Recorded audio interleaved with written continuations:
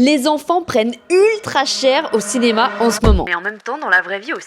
Bring Her Back, ça faisait partie de mes plus grosses attentes de l'année. Festival en ce moment. Deux orphelins qui se font accueillir par une femme anciennement assistante sociale, qui elle a perdu sa gamine malvoyante noyée dans sa piscine. Il y a de quoi poser les bases de cette ambiance ultra good vibes. Rajoutez à ça le fait qu'elle garde déjà un autre enfant qui s'appelle Oliver, il va pas bien du tout. Pour moi, c'est vraiment un film sur la détresse psychologique, mais aussi sur les traumatismes. Enfants comme adultes, tous les personnages prennent cher. Mais c'est bien parce que du coup, il n'y a pas vraiment de tout blanc ou tout noir, il y a juste des personnages brisés, qui fait qu'on finit par éprouver de la peine et de l'empathie pour eux. Alors que sur le papier, c'était pas gagné. On a le droit à de vrais moments horrifiques absolument dégueulasses. Alors, je n'ai pas détourné les yeux, mais dis-moi si toi tu l'as fait en commentaire. Je sais qu'il y a pas mal de gens qui ont eu du mal. J'ai aimé le fait qu'il n'y ait pas trop d'utilisation de jumpscare et que l'horreur soit plutôt créée par des situations choquantes. Michel, pourquoi tu mets ton couteau dans ta bouche? J'aurais aimé peut-être un peu plus d'explications, notamment sur la séquence d'intro, que je trouve géniale, hyper intéressante et traumatisante dès les 3 premières minutes. Mais on sait pas trop d'où elle sort et on sait pas trop comment on en arrive là. Par contre, la séquence de fin, elle est folle. Elle est folle parce qu'elle nous déchire le cœur. Pour moi, la détresse, elle est là. Littéralement, ce plan de fin, il est terrible. Est-ce que le film ne serait pas également une critique de l'aide sociale à l'enfance? Je sais pas comment ça se passe aux États-Unis, mais connaissant les États-Unis, ça doit pas être incroyable. Parce que je trouve ça tellement gros d'avoir envoyé ses enfants, dont une jeune fille malvoyante, chez une dame qui a elle-même perdu sa fille malvoyante et qui a dû en quitter son ancien job sans même se rendre compte qu'elle a déjà un gosse à charge. Quoi qu'il en soit, les effets spéciaux sont super bien faits. C'était déjà le cas dans leur précédent film. Et justement, si vous l'ignoriez, il est d'utilité publique que je vous le rappelle, c'est fait par les mêmes réalisateurs que La Main. Talk to Me,